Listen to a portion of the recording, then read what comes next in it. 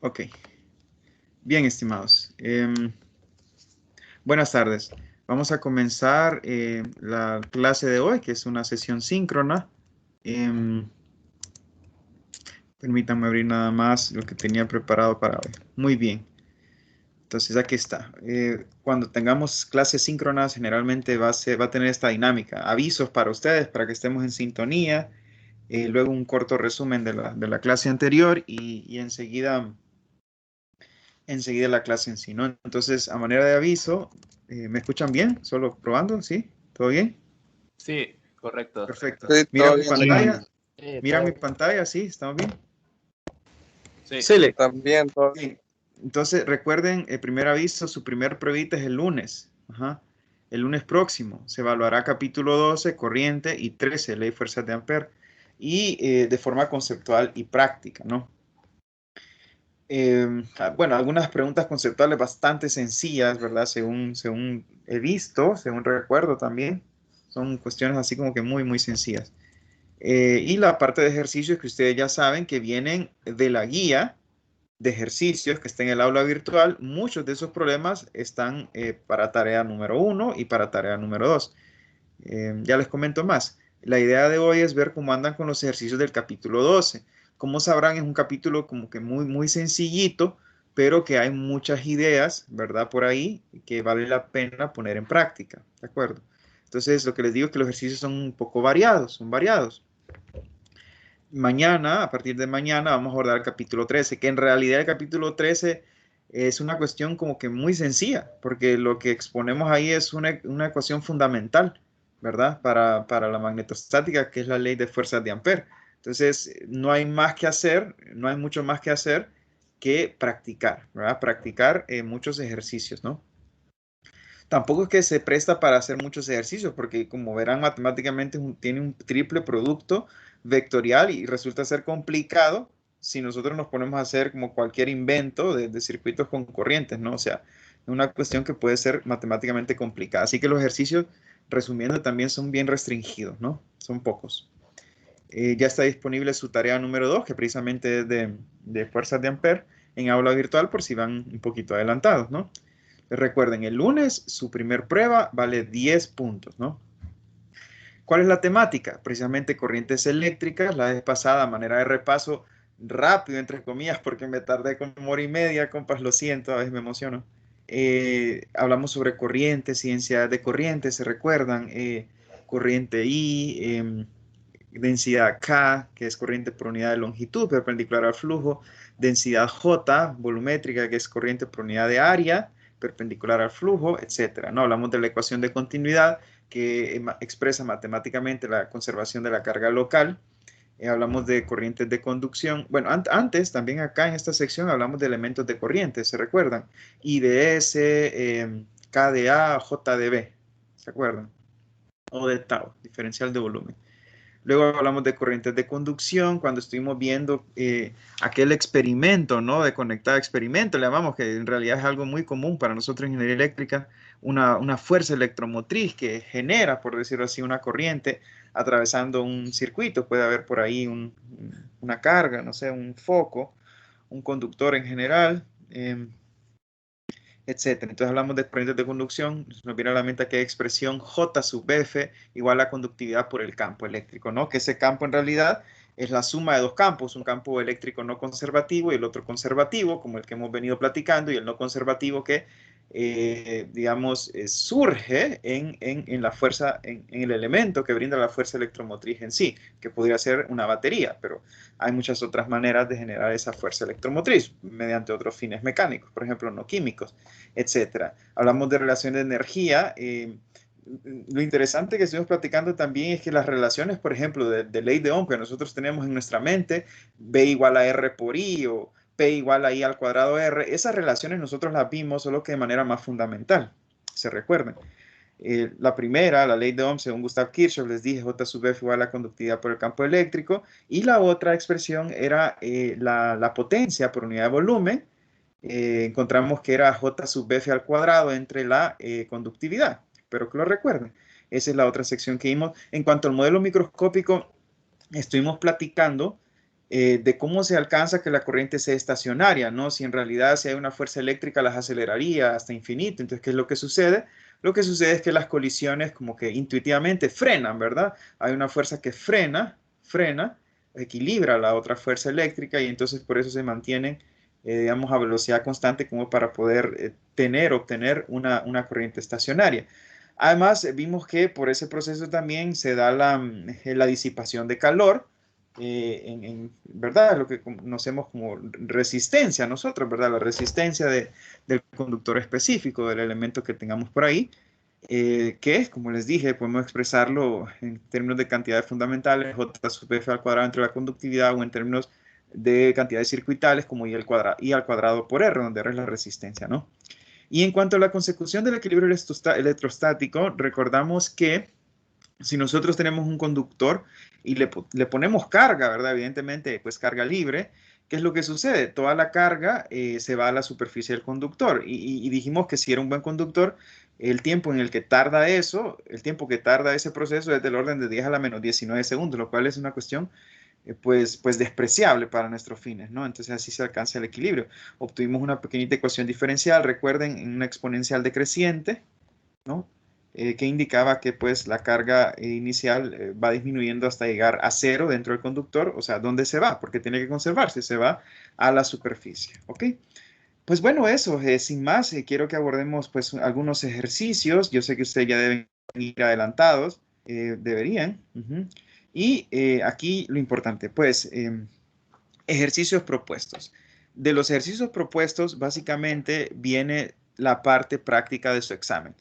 Pues no me acuerdo, estuvimos discutiendo con los profesores cuánto vale la parte práctica, pero si no estoy mal, vale como 80 puntos y los otros 20 son de conceptos nada más. Entonces, claro que es una componente muy importante. Y bueno, ¿cuál es la mejor forma, estratégicamente hablando, de abordar esto? Pues sencillo. Hay una guía de ejercicios propuestos que ustedes ya las conocen, que es esta que tengo acá abierta. Esta guía de ejercicios contiene ejercicios que son digamos, como que de otros libros que no son de Wagner, pero si ustedes se van a los libros que yo tengo en aula virtual, seguramente ahí lo van a encontrar en alguno de esos libros, ¿de acuerdo? En este caso son 5, ¿verdad? Para el caso la primer pruebita. Y están también los problemas del libro de Wagner, que no son todos, ¿verdad? Pero son casi todos. De hecho, entonces, a manera de resumen, vamos a ver. A manera de resumen, les pongo aquí que en cuanto a corrientes, en la guía tienen dos ejercicios de corrientes, el ejercicio 1 y 2. O sea, el ejercicio 1 y 2 de la guía son de corrientes, del capítulo 12. ¿Okay? Mientras que del libro de Wagner tienen todos estos propuestos. ¿Okay? Entonces, todo lo que viene en su examen en cuanto a lo práctico es muy semejante a estos ejercicios. En otras palabras, siguiendo con lo estratégico, si ustedes logran entender todos estos ejercicios, o sea, no hay manera que no saquen 80, pues. De acuerdo. Claro, antes tengo entendido que se ponían como que muy explícitos los ejercicios, o sea, tal cual. Hoy día pues los vamos a cambiar un poquito, ¿no? Por el tipo de modalidad en que estamos, pero igual, o sea, muy similares. Así que igual, si ustedes estudian bien estos ejercicios, les va a ir muy bien, no tengan duda, ¿ok? Miren, estos ejercicios de Wagner no son todos los de Wagner, estos que están acá.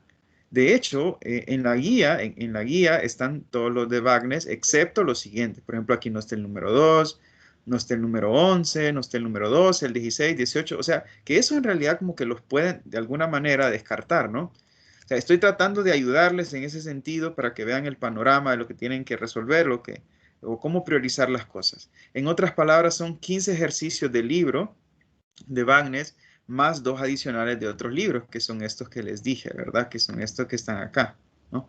Esto en cuanto a corrientes. Entonces, son 17 ejercicios por hacer. Yo imagino que ustedes ya van bastante avanzados en cuanto a esos ejercicios. Hay algunos que, de hecho, en los videos que les dije que estudiaran, que los hizo Francisco, creo que el trimestre pasado, hay algunos ejercicios, ¿verdad? No recuerdo cuáles, pero si gustan los voy a ver para decirles, miren, compas, estos ya están, por favor estudienlo, está en este videíto y tal, ¿no? Pero en general ustedes tienen que hacerlo, ¿verdad? todos esos 17 ejercicios deberían hacerlos. Yo quiero ayudarles con algunos, ¿no? Por cierto, que en la tarea número 1 no están todos los que están propuestos. De hecho, en la tarea 1 hay 10. O sea, hay 10 de 17, digamos. Yo voy a tratar de ayudarles con otros, ¿no?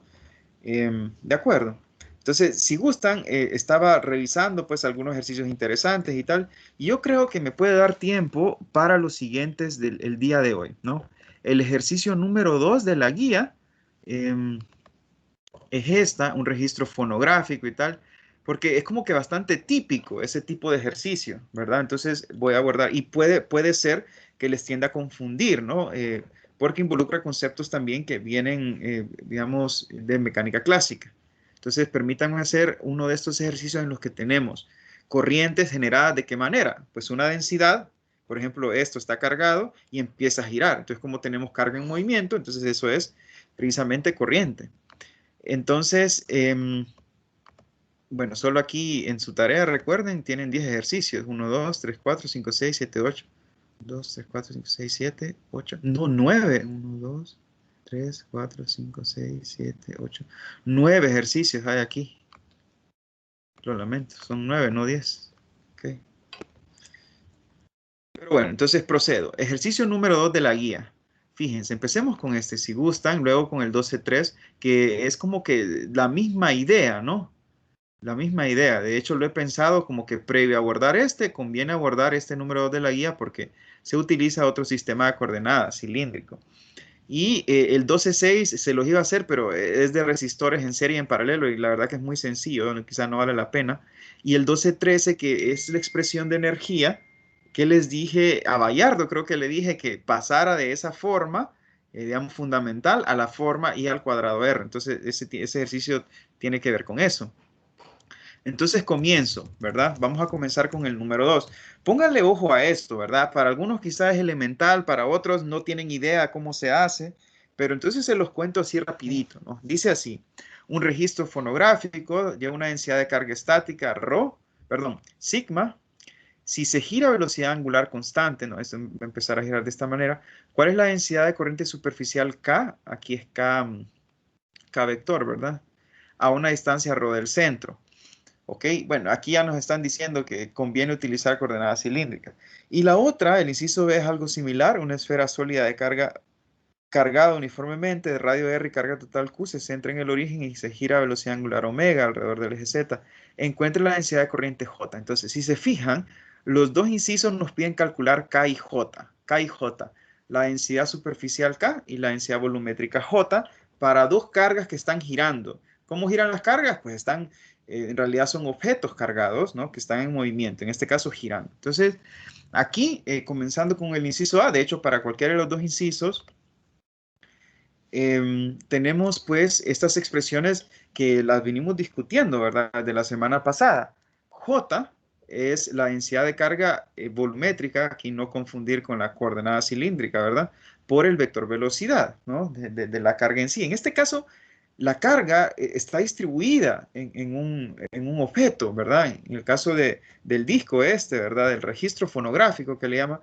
Entonces, recordarán, no sé si ustedes recuerdan de sus cursos de mecánica clásica, que las partículas no tienen la misma velocidad, no tienen la misma velocidad. Va a depender de la distancia desde el centro de rotación hacia donde esté cada partícula, ¿verdad? Entonces, este vector velocidad en realidad debe verse como algo que dependa de la posición, no es algo común, ¿verdad? A diferencia de cantidades angulares, por ejemplo, velocidad angular, si se fijan acá, dice que gira con velocidad angular omega. ¿Y todas las partículas a qué velocidad angular giran? A esa misma velocidad angular. Aquí implícitamente se está suponiendo el modelo de objeto rígido, de tal manera que no hay deformaciones. Y todas tienen en común la misma velocidad angular. En este caso, pues aceleración angular no tiene, pero si hubiese aceleración angular, tendrían todas las partículas la misma aceleración angular porque todas las cantidades angulares son comunes para objetos rígidos, se recordarán. Entonces, lo que les quiero decir es que por eso nos dicen que la velocidad angular es omega. ¿De qué? ¿De qué partícula? De cualquiera, porque todas tienen eso en común. Y eso en cuanto a la tasa, ¿no? el vector velocidad angular, pues veremos que tiene esta forma en general. Pero antes quiero que veamos que si me piden en el inciso acá la densidad de corriente superficial, entonces lo único que tengo, dado esto, dada la densidad sigma, lo único a lo que se reduce esto, porque esto ya está dado, es encontrar el vector velocidad, ¿verdad? Que en general va a depender de coordenadas espaciales. Por tanto, escogemos la segunda expresión y el problema se reduce precisamente en encontrar el vector velocidad. Así de sencillo. O sea, ¿qué de electromagnetismo tiene esto? Pues poco, poco. La expresión nada más. Lo otro es nada más encontrar el vector velocidad.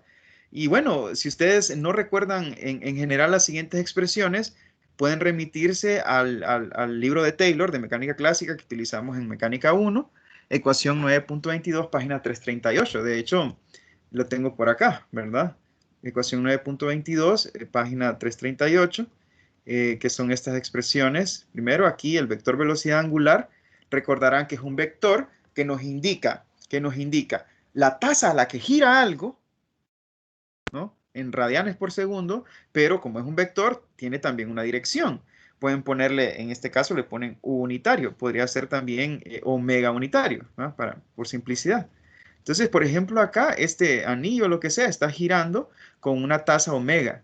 Ahora, ¿cuál es la dirección? ¿Cómo se define ese vector unitario? Miren, el vector unitario de ese vector velocidad angular se define como el vector unitario que apunta en la dirección del eje en que gira el objeto o la partícula. En otras palabras, vuelvo.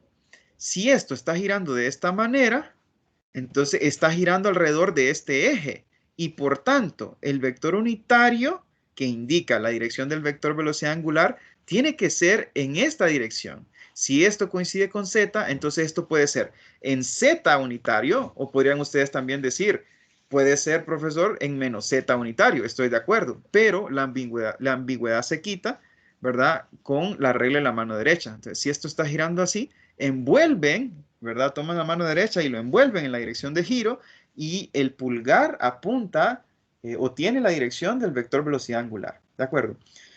Tiende a confundir esto, en muchos alumnos me he fijado que dicen, hey, don compa profesor, pero es que ahí está girando una tasa que es omega, perfecto, pero la dirección, ¿sabe cuál es la dirección? La dirección es en esta dirección, es como tangencial a esa trayectoria. No, eso es incorrecto. Eso es, para esta partícula, el vector velocidad, pero el vector velocidad angular tiene la dirección del eje. ¿Mm? Tiene la dirección del eje alrededor del cual está girando el objeto en particular. ¿De acuerdo? Que quede claro eso. ¿Ok? Entonces, volviendo a nuestro ejemplo, les decía yo que el vector entonces tiene una tasa y una dirección. Esa es eh, la dirección del vector lleva la dirección del eje alrededor del cual gira. ¿Hacia arriba o hacia abajo del eje? ¿O en qué dirección? Bueno, depende. La ambigüedad se quita con la regla de la mano derecha. ¿Ok? Además, esta expresión es muy importante porque nos relaciona la velocidad angular de la partícula o del objeto rígido con la velocidad lineal, ¿verdad? De las partículas del objeto rígido o de la partícula que está girando, ¿de acuerdo? Entonces, esto, repito, yo creo que este libro también se los puse, si no se los voy a subir, en el aula virtual, ¿no? La ecuación 9.22 que está acá. Entonces, es muy importante tenerla en consideración, ¿no? Para nuestros problemas, y no solo es ahorita, eso lo vienen usando desde 321, ¿no? Pero en fin, si quieren demostrarlo, ahí está en el libro de Taylor. ¿Ve?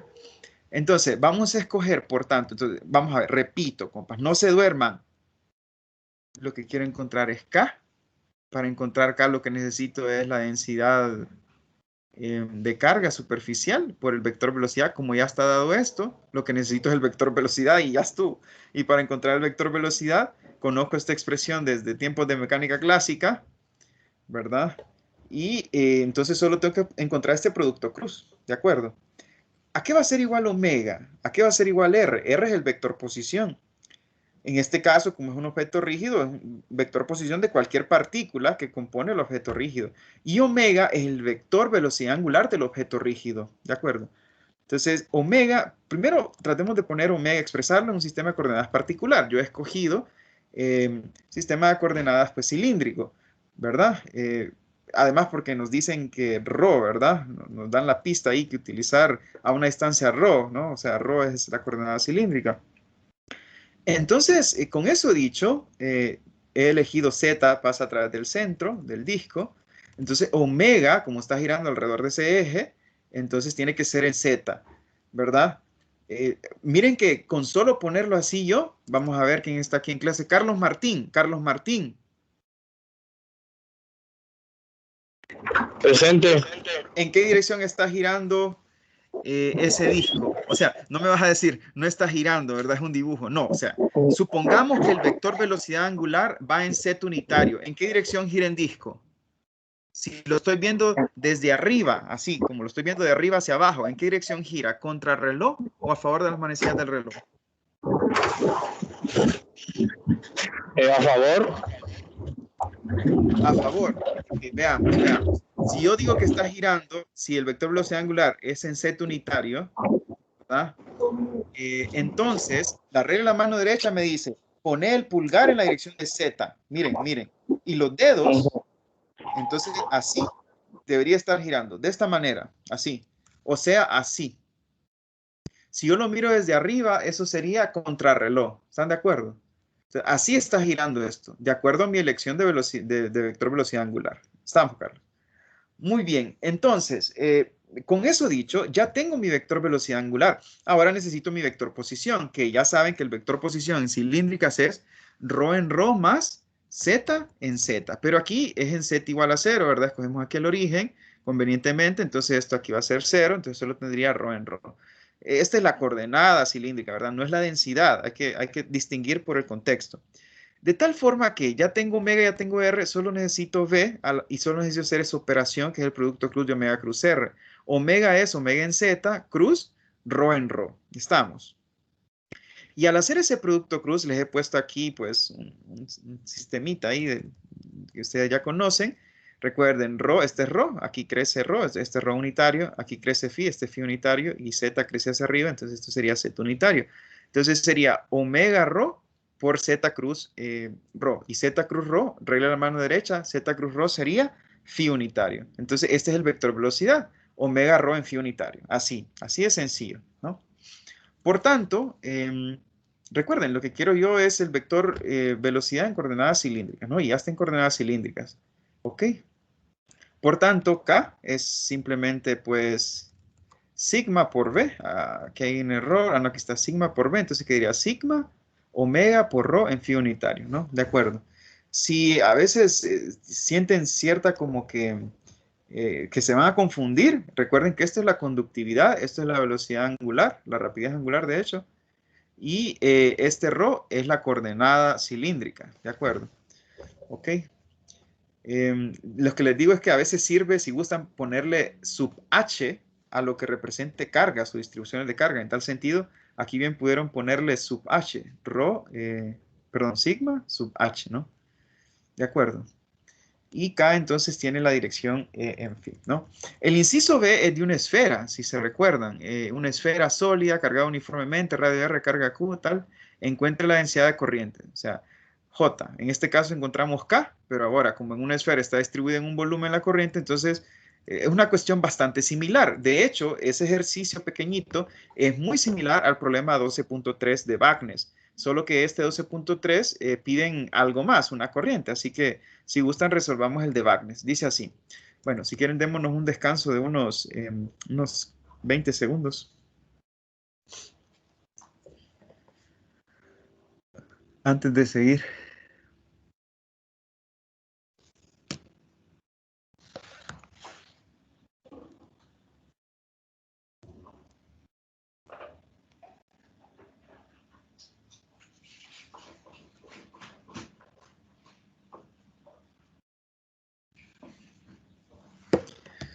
Muy bien, entonces continuando, recuerden, compa, estas sesiones son pesadas, estar escuchando un compa ahí peor que está así virtual, es terrible, o sea, es cansado, pero les pido mucha concentración, después va a valer la pena ese esfuerzo.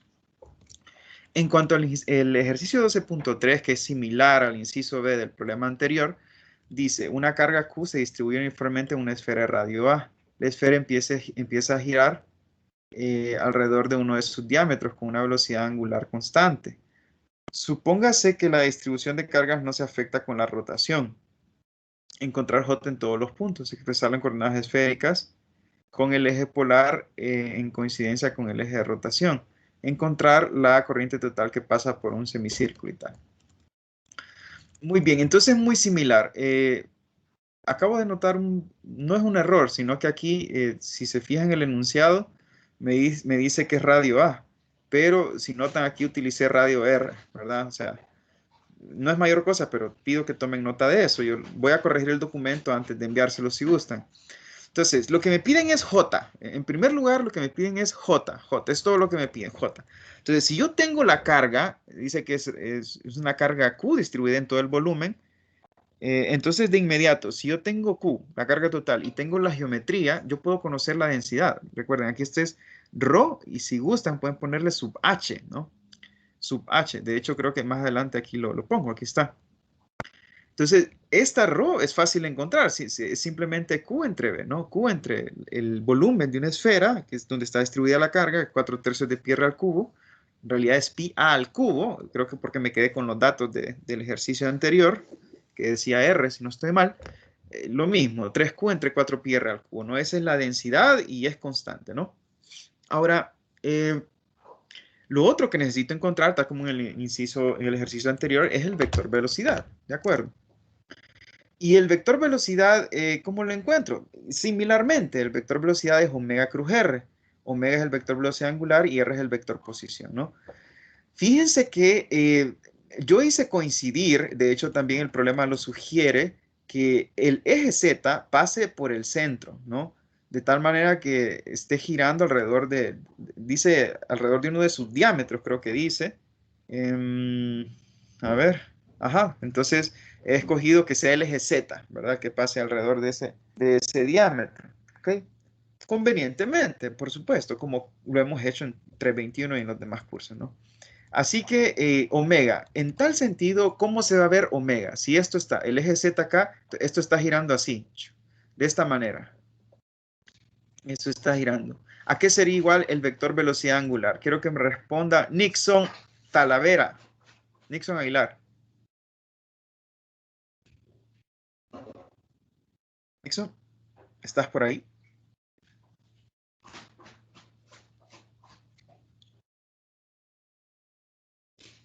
Pues parece que Nixon no está. Fernando Enrique Lobo. Ok, sí estoy. Perfecto, Fernando. Lo único que quiero es esto. Te estoy Sí. diciendo que la esfera está girando así. ¿Cuál es el vector velocidad angular? Si está girando a una tasa omega, ¿qué dirección lleva el vector velocidad angular? Dirección sería ρ. No, incorrecto. David Toro, si la esfera está girando así, ¿en qué dirección apunta el vector velocidad angular omega? No te escucho, David, no te escucho. Alrededor del eje Z. Correctísimo, correctísimo. Lo que tienen que ver alrededor de qué eje gira. Entonces está girando alrededor del eje Z. Por tanto, tiene que ser o Z unitario o menos Z unitario. ¿Cómo sabemos cuál de las dos opciones? Bueno, regla la mano derecha, ¿verdad?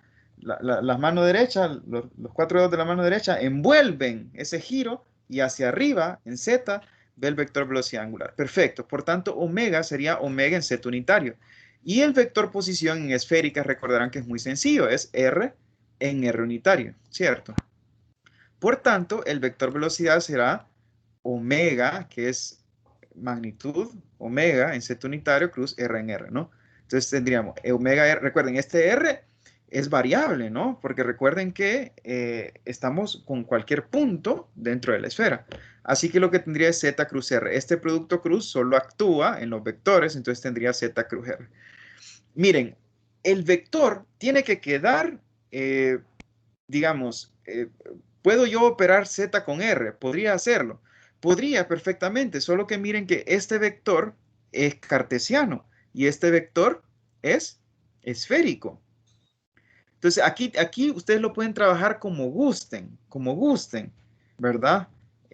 O sea, pasar estos vectores quizá a coordenadas cilíndricas es una opción, ¿verdad? Con las transformaciones que ya conocen. U otra manera es recordar que este producto cruz es muy sencillo de obtener. ¿Por qué? Porque imagínense acá, voy a darle un poquito de zoom in a esto. El vector z unitario va hacia arriba, en este punto P, ¿verdad? Hacia arriba y en cualquier otro punto. Y el vector R unitario va en la dirección creciente de R, o sea, radial así hacia afuera, ¿no? Hacia acá. Entonces, uno apunta en esta dirección y el otro apunta hacia arriba. Por tanto, este Z unitario lleva la misma dirección del eje por definición. Y este lleva la misma dirección que R creciente. Si el ángulo entre estas dos líneas es teta, entonces el ángulo entre R unitario y Z unitario es también teta. Entonces es muy fácil saber ese producto, porque lo que me dice este producto cruz es, como saben, por definición, sería la magnitud del primer, en cuanto a magnitud, la magnitud del primer vector, que es 1, la magnitud del segundo vector, que es también 1, ¿están de acuerdo? Por el seno del ángulo entre los vectores. Y lo que acabamos de aprender, bueno, ustedes ya lo sabían, es que el ángulo entre los dos vectores unitarios, R unitario y Z unitario, es teta, ¿de acuerdo? Entonces, en cuanto a magnitud, esto sería simplemente, tendría una magnitud de seno de teta, ¿no? Por un lado. Y en cuanto a la dirección, pues regla de la mano derecha no. Esto lo sabemos por la definición de los vectores unitarios. ¿Cuánto es Z cruz R? ¿Verdad? Entonces pueden verlo de acá. Si aquí es Z unitario y aquí es R, o lo pueden ver de acá, si aquí es Z unitario hacia arriba y aquí es R, entonces con regla de mano derecha, Z cruz R les va a dar precisamente phi unitario. Z cruz R les va a dar phi unitario. Es una forma, digamos, geométrica de verlo. Otra manera, más analítica, es sustituir esto por los vectores de unitarios cilíndricos, ¿no? Que en realidad este es el que tendrían que cambiar y operar, ¿no? Y les va a quedar exactamente lo mismo. De tal manera que J, aquí ya he adoptado, ¿verdad? Rho subcharge, densidad de carga, por el vector velocidad. Y esta densidad de carga lo habíamos encontrado aquí arriba, 3Q entre 4πr cubo, o A al cubo, multiplicado por el vector velocidad, que sería omega r seno de teta en phi unitario, ¿no? Entonces esto sería el resultado, 3Q omega r seno de teta entre 4pi r al cubo, en realidad según el enunciado es A, ¿verdad? A al cubo en phi unitario, ¿de acuerdo? Eso es todo. Ahora, creo que el otro inciso, pues no lo puse aquí, pero ¿cómo encontraríamos la corriente total si yo tengo J? En general, ¿cómo encuentro la corriente si tengo J? Vamos a ver, ¿qué tengo que hacer? Vamos a preguntárselo a alguien. Vamos a preguntárselo a Jonathan Cruz. Dígame. Jonathan, ¿cómo estás vos? Días sin escucharte ni verte. Ah, Desde 3:21, ¿verdad? sí, Ajá. Jonathan, fíjate que lo que quiero saber es que si tengo J, ¿cómo obtengo la corriente? ¿Te recordás de alguna relación? la corriente ahí ¿Así es? se supone que tendría que ser, se supone que es I igual a J punto un diferencial de área. Perfecto. ¿Qué más? ¿Qué más? Falta algo ahí. O sea, si solo fuera en una parte, si tengo toda el área, sería con una integral. Perfecto. Así mero. Justo así. Recuerden, si yo tengo J, entonces, ¿cómo pongo la corriente? Lo repasamos la semana pasada. Sería la integral de J punto diferencial de área. ¿De acuerdo? La integral de J punto diferencial de área. Y piénsenlo dimensionalmente. J es corriente por unidad de área. Si multiplico por un área, lo que obtengo es corriente. ¿De acuerdo? Entonces, en efecto, lo único que tengo que hacer es una integral de J, esto que está aquí, por un diferencial de área. Ahora, ¿cuál área sería? ¿Qué dice aquí? Encontrar la corriente total que pasa por un semicírculo de radio A fijo en el espacio con su base sobre el eje de rotación. Entonces, solo tendrían que encontrar el elemento diferencial de área, simplificar el integrando con el producto punto e integrar. ¿De acuerdo? Entonces, por favor, aquí la verdad que se me olvidó escribirlo, pero es muy sencillo hacerlo. Terminen de hacerlo en su casa. ¿Ok? eso en cuanto al ejercicio 12.3. Es, digamos, me parece que es probable que salga un ejercicio de ese tipo, así que tienen que estar muy bien relacionados con ese tipo de relaciones, ¿no? Tenemos cargas girando y tal, ¿no? Muy bien. El último ejercicio es un ejercicio que se lo encomendé a Bayardo, no formalmente, pero le dije, Bayardo, mira, ¿cómo obtengo esto? I al cuadrado R a partir de esta expresión 1235. De eso se trata el 1213. Se trata el 1213. Demostrar que cuando se integra 1235 sobre el volumen total de un conductor uniforme, la razón total, con doble T, de producción de calor puede expresarse como I al cuadrado R, que es una expresión muy utilizada para nosotros, ¿no? Decimos, la potencia disipada por un resistor de resistencia R es I al cuadrado R, ¿no? Entonces, esta es la expresión como que fundamental, ¿no? Viene haciendo como en la ley de Ohm, la fundamental, en función de campo, digamos, es la ley de Ohm según Gustav Kirchhoff, ¿no? Y después la empírica, que es la ley de Ohm según George Ohm, que es V igual a R por I. Así es, ¿verdad? Sí, ¿verdad? Sí, sí, sí, claro. Y en este caso también, la forma como que fundamental es esta que está acá, que es potencia por unidad de volumen, realmente es una densidad de potencia. Y esto fue lo que obtuvimos. Y yo le dije a Bayardo, hey Bayardo, ¿sabes que de aquí podemos obtener nosotros I al cuadrado R que utilizamos en circuitos? No sé si lo hizo Bayardo. Bayardo Moy, ¿estás por ahí?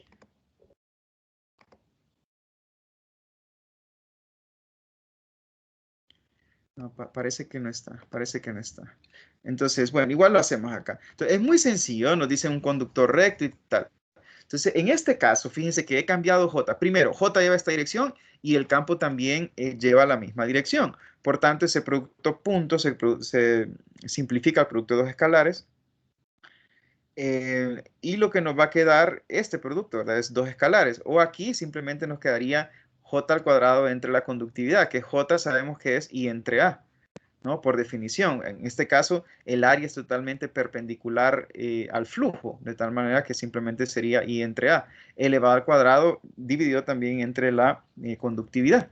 ¿De acuerdo? Entonces, si integramos eso, porque esto es potencia por unidad de volumen, si lo integramos en el volumen, en este volumen, entonces lo que me quedaría nada más es simplificar. Bueno, esto es constante, constante, es un área uniforme. Esto también sale del integral, me quedaría nada más la integral del diferencial de volumen. Y esto sería el área transversal por la longitud del conductor, ¿verdad? Entonces sería A por L nada más el volumen. Y simplificamos un poquito aquí, esto quedaría A en el denominador y L en el numerador.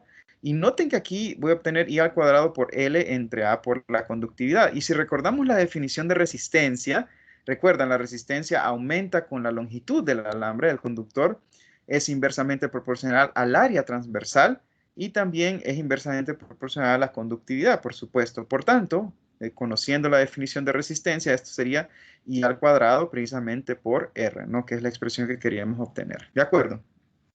Muy bien, entonces lo dejo hasta aquí, qué bien que salimos muy bien con el tiempo y necesito que ahora ustedes me digan, de acuerdo a los ejercicios que han trabajado, y yo les digo todavía más, si acaso no han trabajado ejercicio, compas, tranquilos, todavía están a tiempo. Son ejercicios relativamente sencillos en los cuales solo hay que entender muy bien los conceptos, ¿de acuerdo? Entonces les pregunto, y esto lo voy a apuntar acá, ¿verdad? Voy a apuntar por aquí.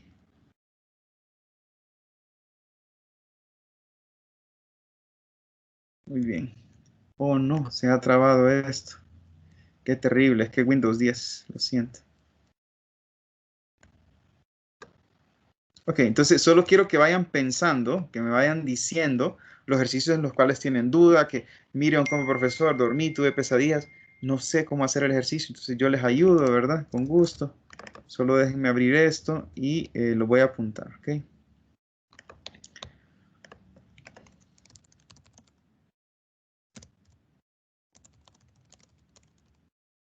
Ejercicios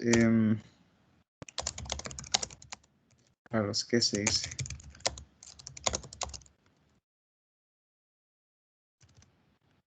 Bien, entonces se los voy a poner pues aquí. Esta es la guía de ejercicios. Quiero que los miren. Seguro que han avanzado en su tarea. Hay varios de estos. Hay 9 o 10.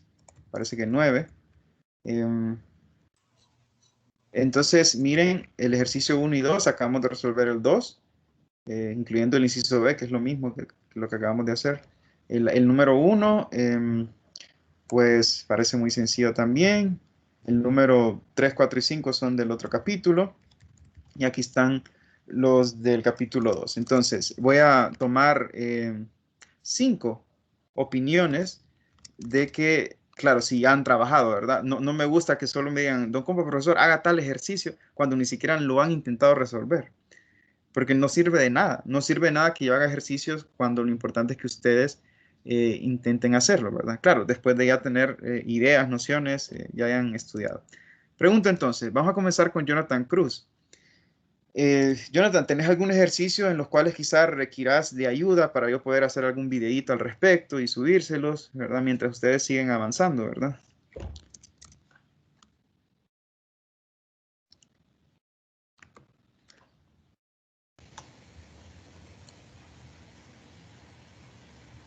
Lick, bueno, Adelante. fíjese que yo tenía una duda con el ejercicio 12.5 que lo estaba realizando, porque ya nos dan directamente el potencial. Mi duda es en caso de Hola. que yo lo Eh, trabajé de una manera, así como utilizando el campo eléctrico como como el gradiente del potencial, pero no estaba totalmente seguro si podía utilizarlo directamente así o tenía que hacer el cambio de separación de variables en coordenadas esféricas para encontrar totalmente la función de potencial. Ok, entonces el 12.5 me parece interesante. Una esfera radioada centra en el origen es IHL, el potencial en la superficie se mantiene a valores dados por phi sub 0 coseno de teta, donde teta es el ángulo pues con latitud, ¿verdad? Esférica, siendo phi sub 0 constante en esférica, encontrar la la densidad de corriente libre J sub F. Okay. Me parece, digamos, sencillo, ¿verdad? Pero tu duda es matemática, ¿verdad? Sobre la Sí, integración. exactamente así. Okay, perfecto. eh, Entonces, yo la abordo si gustas y les Listo. mando un videito, ¿no? O si no, porque, compas, miren, ustedes pueden tener 1000 solucionarios, les voy a decir, pero pueden no entenderle a los solucionarios, ¿verdad? No hay como que hacerlo así de manera muy detallada y a su gusto, ¿verdad? A su gusto. Muy bien. ¿Cuál es tu nombre, Ah, compañero? Lick, ¿Cuál es Lick, tu nombre? ¿Quién me dijo? 12.5. David, bueno, David Bulnes. Muy bien. Entonces, si quieres, yo lo hago. licenciado. ¿Alguien más? Licenciado. ¿Quién habla? Yo, Jonathan. Ah, sí, Jonathan, dime. Sí, es que se me fue, estaba apagado el micrófono, no me había dado Ah, con cuenta. razón. Ajá. Sí, que le decía que del ejercicio 12.1 del Bagnes, en el inciso B, Sí. pregunta el instante de la razón de cambio de la densidad de carga en el punto 2 menos 1, 4. Se supone que ahí solo es aplicar la igualdad de I, la igualdad de la corriente igual a de la densidad J por el área, pero es que el sistema en sí no dice qué tipo de área es o que estoy confundido ahí. Bueno, vamos a ver. Dice, en un O no momento sé. dado, cierto sistema tiene una densidad de corriente dado por Ajá, tal. está el vector S.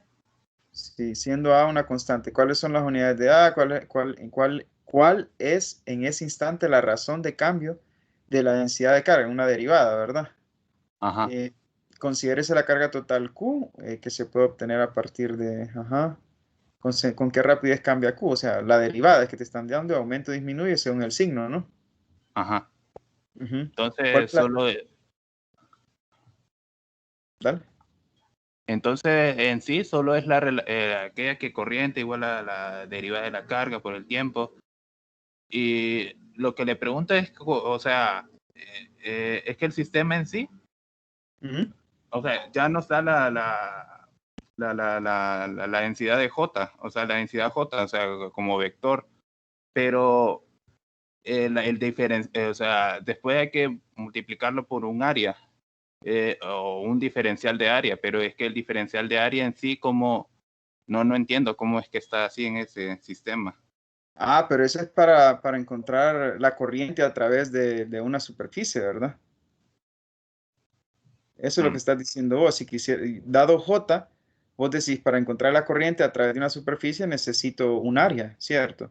Pero en este Ajá, caso lo que te piden es la carga total contenida en la esfera, ¿verdad? Particular. Sí, pero ese es en el C. Ajá, considérese la carga total Q contenida en una esfera de radio A con centro en el origen. ¿Con qué rapidez varía con ese instante? Aumenta y disminuye. Sí, no veo, no veo por qué es necesario, no veo por qué es necesario involucrar una superficie, porque la carga está distribuida en el volumen, ¿verdad? Ahora, si hablásemos de corriente, ahí sí, ¿verdad? A menos que vos estratégicamente quisieras encontrar primero una corriente a través de alguna superficie y luego tratar de encontrar la carga, ¿no? Pero bueno, no sé cómo lo hiciste, déjame hacerlo yo como yo lo pienso y luego contrastamos, ¿te parece? Y te digo si aplica lo que vos estás tratando de hacer, ¿de acuerdo? Recordemos que estas cosas no siempre se pueden hacer de una sola manera, ¿verdad? Puede ser que de otras. Muy bien, entonces aquí vamos a poner Jonathan Cruz. ¿Alguien más? A ver, ¿qué otro interesante hay, compas? Son bastante sencillos, ¿verdad? La mayoría. Esta de condiciones de frontera, ¿hay alguno en su guía? Déjenme revisar.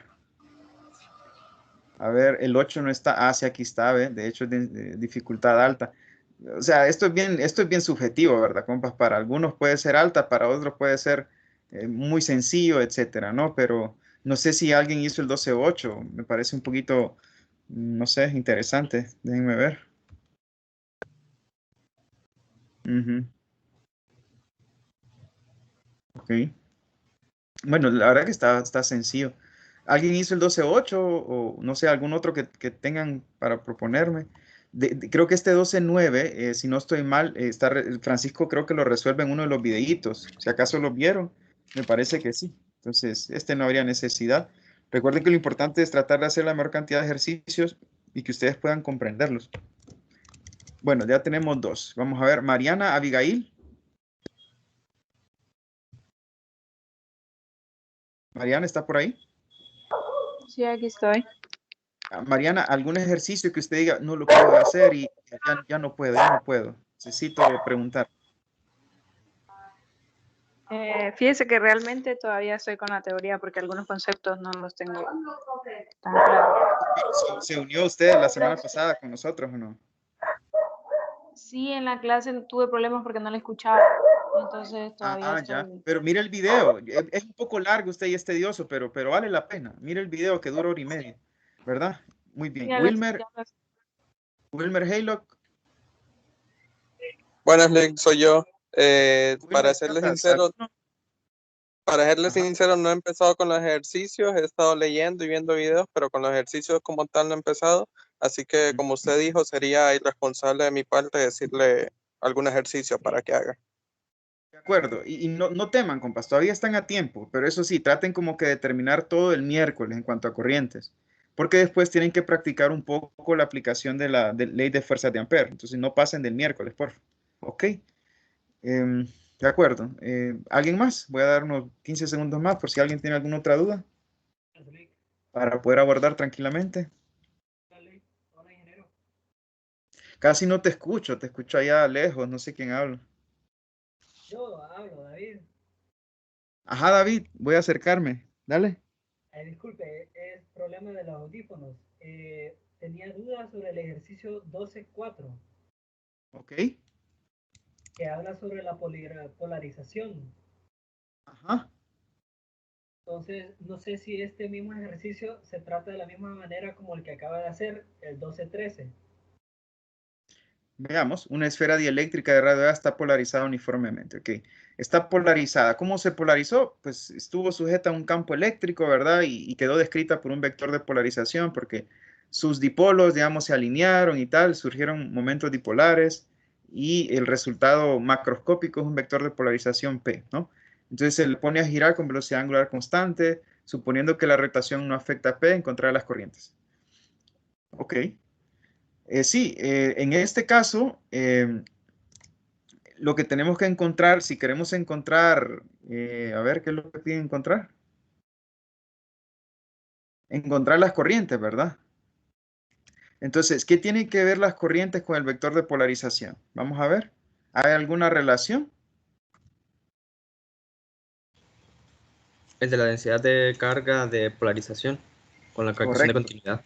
Así es. La densidad de carga de polarización, ¿cómo se relaciona con el vector de polarización? La derivada parcial de la polarización. Entonces, con la ecuación de continuidad, podemos relacionar esas variables. De acuerdo. El compañero está hablando de la sección 12.4, creo que, no, 12.2, ¿verdad? Específicamente esta, ¿no? Recordemos la ecuación de continuidad. Esta se cumple en general, ¿verdad? Para J y Rho, suma, pero también para las ligadas, ¿verdad?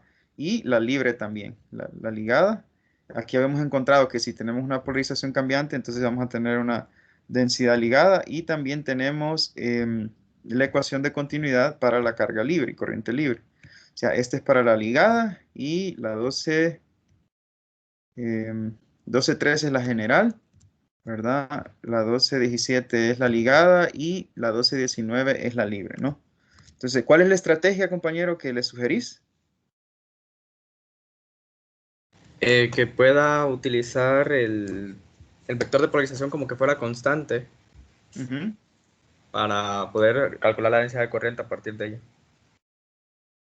Ok. ¿Lo intentaste de esa manera, compañero? ¿Qué te resultó? ¿O no lo has intentado? No lo intenté. La cuestión es que estaba leyendo el ejercicio y me pareció familiar al 12.13. Ya. ¿Hola? Sí, comprendo. Porque hay una velocidad angular involucrada. Sí. Sí. Ok. Igual si quieres lo resuelvo sin problema. 12.4. ¿Cuál es tu nombre? Hola. Sí, David Toro. Ok.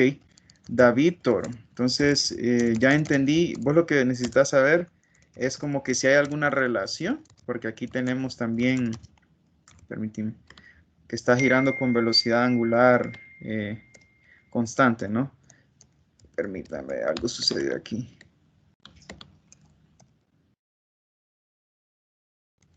Espérame, que parece que no se mueve esto.